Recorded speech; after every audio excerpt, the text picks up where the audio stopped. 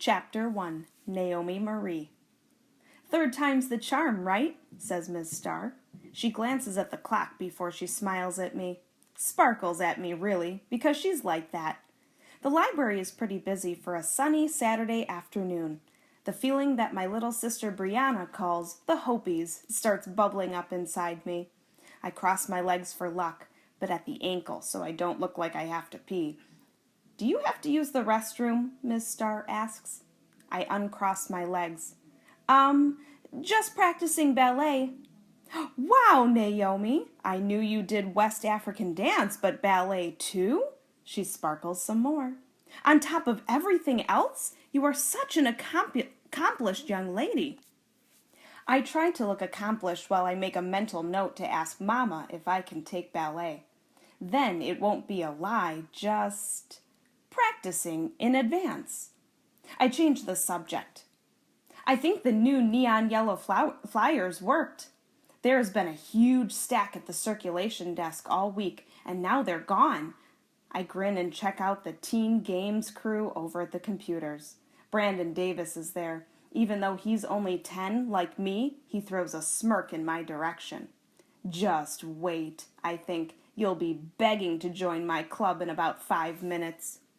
Don't get me wrong, I like video games and stuff, especially at Uncle Andrew's, because my cousins have all the latest ones. Plus, they have a basement playroom, which means it's too much effort for Mama to check on me and make sure I'm not melting my brain. I tell her that my cousins don't seem like their brains have melted, except for Wayne, but she's still all, "I said no." So anyway, I like them, but digital games are nowhere near as good as laughing and talking and eating cookies during Apples to Apples or Uno or Mad Gab or doing a Tower of London puzzle. I do all that stuff when I'm with my dad. But now Miss Starr and I are starting a board games club at the library. And even though no one showed up for the first 2 meetings, the flyers are gone. So it looks like this time they will. "Third time's definitely the charm," I say. "I'm going to set up. Maybe we'll even do this 2 or 3 times a week. Then I can hang out here and play games when Mama's friend, who's a man that she goes on a lot of dates, with, Tom, comes over and Dad's working. This morning, Mama announced that Tom will bring his daughter over for lunch one day soon, which probably means I won't be able to hide in my room anymore, so I need this club to happen fast in case that becomes a regular thing. But that means people have to show up. The clock is working for once, so at 2:51 I go back out to Ms. Starr, who's showing a line of people how to use the self-checkout machine. "Did we forget to put the time on the flyer?" I ask. "I thought we said 2:30, but it's 2:51. "Yep, 2:30, says Miss Starr, trying to scan a chewed-up copy of Charlie Parker Played Bebop before this baby totally loses it. "What time is—" She looks up at the clock. "Oh." She isn't sparkly anymore, but that could be because Charlie Parker Played Bebop is kind of damp. After she hands it to the baby, she wipes her hands on her jeans. She looks at me. "I'll tell you what, Naomi. As soon as this line goes down, I'll play a round of Uno with you. I bet Ms. Hauser will join us, too." I don't want Ms. Hauser to join us. She smells like corn chips and got mad at me once for eating a mint in the library. A mint! Anyway, what does she mean, a round of Uno? "Everyone's just a little late," I say. She doesn't say anything. "That whole big stack of flyers is gone," I say. "Maybe there's a parade or street fair or something that's making people late. There's always a street fair." That's when we figured, when no one showed up for the Books About Marine Mammals Club and the Let's Read in Alphabetical Order Club. Ms. Starr glances over to the toddler nook, which has beanbag chairs and allows goldfish eating. The crackers, not the real ones. And sippy cups. I follow her eyes. A bunch of little girls are coloring on sheets of yellow paper. Neon yellow, just like... By this morning, when no one had taken a flyer, I gave some to the kids for coloring. I thought I'd put them to good use. Reduce, reuse. Ms. Starr trails off. "Oh, I guess everyone who was planning to come," she says softly, is already here. She finishes the last scan, and this time I can't look directly at her because my eyes feel a little funny. Hey, I've got an idea, Miss Starr sparkles again, which must be something they teach in librarian school because Mama is like that too, especially these days whenever she talks about Tom. She's almost as excited about Tom as she is about Poem in Your Pocket Day. Let's round up the Teen Games crew for a good game of life. Thanks, but it's okay, Miss Starr, I say quickly, trying to sound as cheery as she does. I have to go. Thanks anyway. I leave before she can feel even sorrier for me. Now, in addition to ballet, I'm going to have to get my best friend, Shomara, to come back here with me so Miss Starr won't think I have no friends. Which means I'll have to watch Vocalympians in return on account of that's Shomara's favorite show, and she claims to be allergic to books, so she never wants to go to the library. Mama always, the school librarian, gives her books for her birthday, so I use my allowance to buy Shomara secret presents that she actually wants.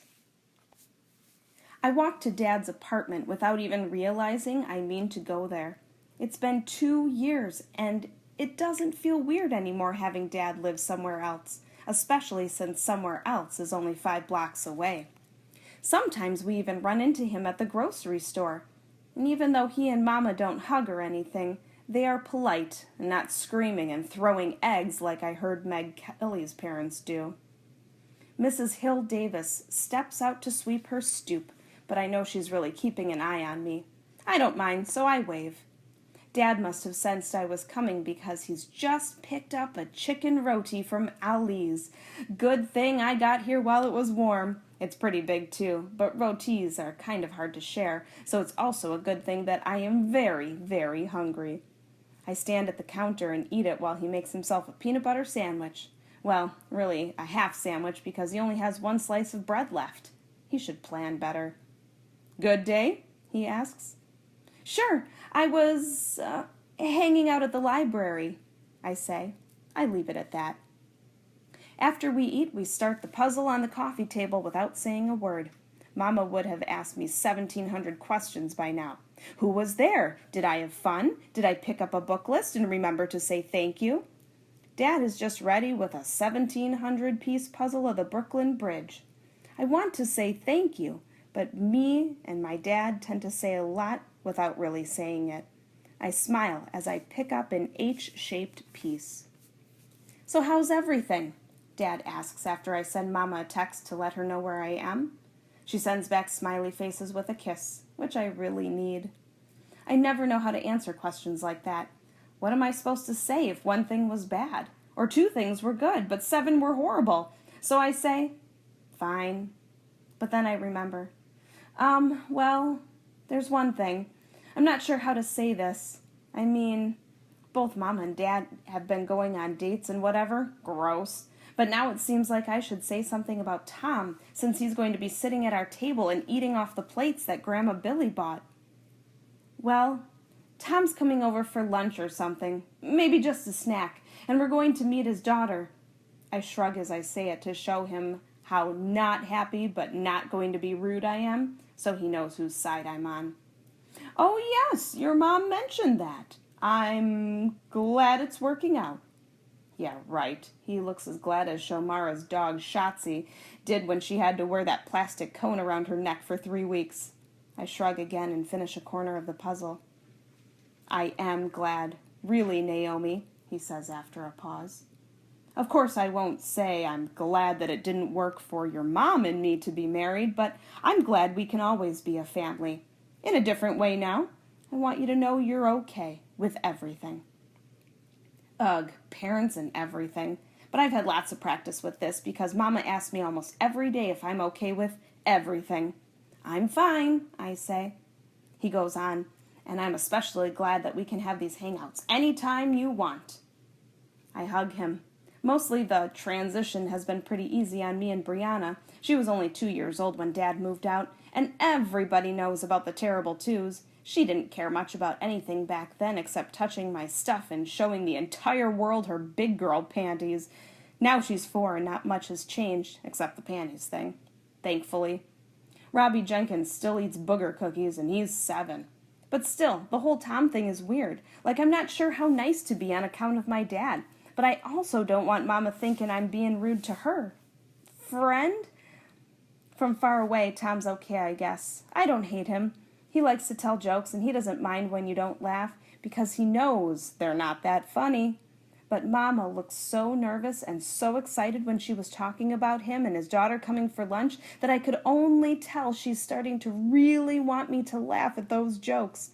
And she kept saying how she thought his daughter and I would get along because his daughter is a checkers champ and I'm a chess champ, and I guess it isn't supposed to matter that they're two completely different games. It's probably a good thing that no one showed up at the library today. I'm going to have my hands full taking care of my parents, and that won't exactly be fun and games.